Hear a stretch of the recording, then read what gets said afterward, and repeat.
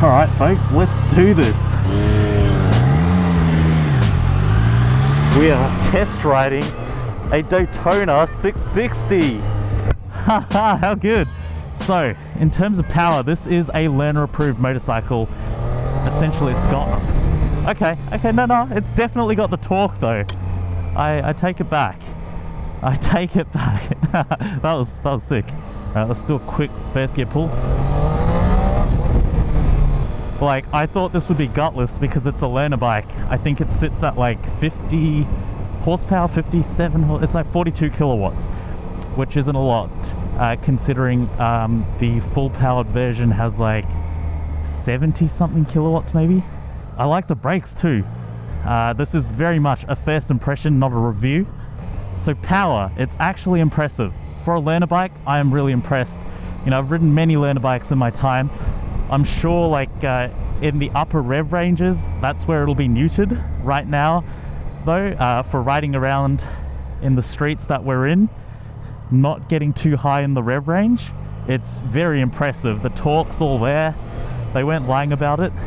The torque is primarily in the mid-range for this bike. Like, you just have quick access to it. It's really, really impressive.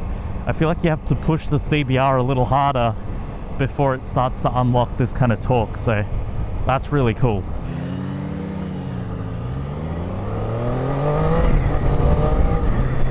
This isn't the kind of test ride where I'm going to be able to unleash this thing. As you can see, I've got a member of the dealership taking me for a spin, so nothing too naughty. And of course, there's a 2.5k excess if I drop this thing. Not the time and place to do anything too fun or silly, unfortunately, but for what it is, I'm impressed with the power. Handling wise, oh, it flicks, man. This bike weighs as much as the CBR 650R, pretty much. I think it's 201 kilos compared to the 650R's 206, but it feels like a much lighter bike. And yeah, that's really cool. Like, it just flicks into the corners so easily. It's more akin to my Ninja 400 than it is to the 650R, and that is a massive compliment, because if you watched my first impression video on the 650R, I was left disappointed. Heavy bike, bigger tires, okay, but this is also a heavy bike, and this also has bigger tires because it's a 660, and it flicks, man, it flicks.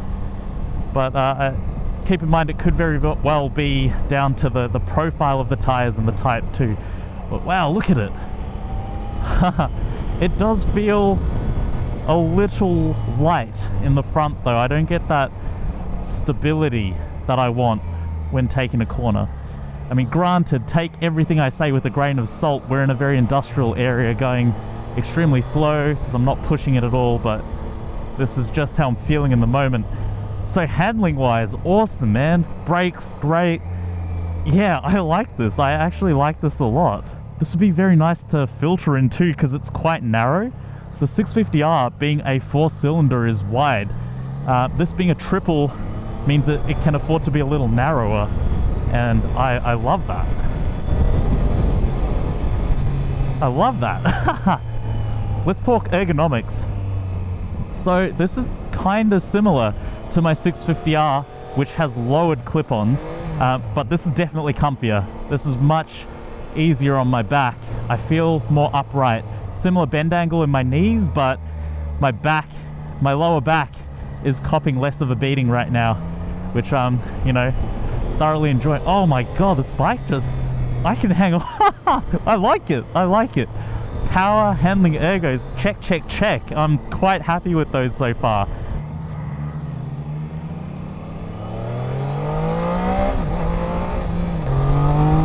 Oh my man, it goes like, it's actually decent. Is this a learner approved version? It's got to be the learner approved version, right? Feels kind of fast. So we're sure this is the restricted lambs version. Yeah. Wow, it feels quite torquey. Oh yeah. Yeah, wow. All right, old mate reckons it most certainly is the restricted version, which is just mind-blowing, because it's like, yeah, I guess it's the access to torque and power in the mid-range that the 650R absolutely lacks. Wow, that's so cool. If this is the restricted version, imagine what happens when you get this unlocked. And unlike the 650R, you can actually buy these full power from the factory, which is cool. Every 650R sold in Australia is lambs, and even if you're fully licensed, the only way to access full power is to unlock it and strike it off the lambs register. Thank you for that, Greg. That was really fun. I really enjoyed it, and I'm glad I got to experience the 660 because it's pretty cool. So, the Daytona 660, what did I think? I was very, very thoroughly impressed. I think my bar was quite low.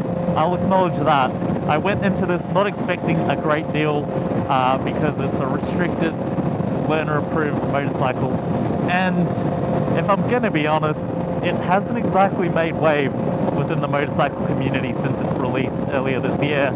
No one's really like, wow, this is fucking amazing, I love it. And that doesn't exactly instill a lot of confidence nor excitement. I got cut off when we were talking about the display. I absolutely hate that display. I didn't like it when I saw it online, and I can safely say I don't like it now that I've seen it in person. The interface is vivid and you can see it despite how bright it is outside, but it looks quite dated. Yeah, it just looks ugly. One thing I didn't get to talk about during the actual ride is the aesthetics. I think it looks really tame and quite underwhelming for a sports bike especially. Like, it just doesn't look aggressive when you compare it to bikes like the 650R and the R7. To me, it's quite tame and it's quite bland, and they have 3 color options for the 25 offerings. None of those colors really do it for me. I think I'd be very interested if it was a gloss or a metallic black, but I'm just not a satin fan. The red's nice, but it's kind of cheapened by the extra black accents on the bike. I would much prefer it if the whole thing was that color.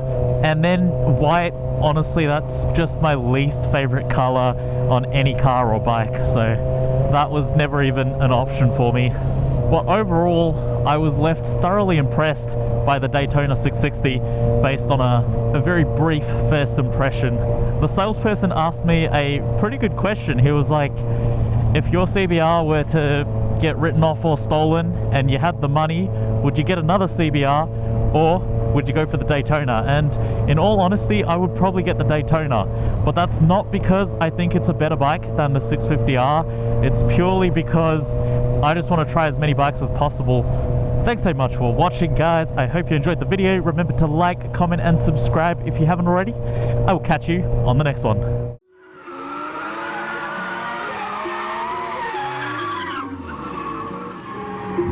You say you got them guns, but I've never seen you bang.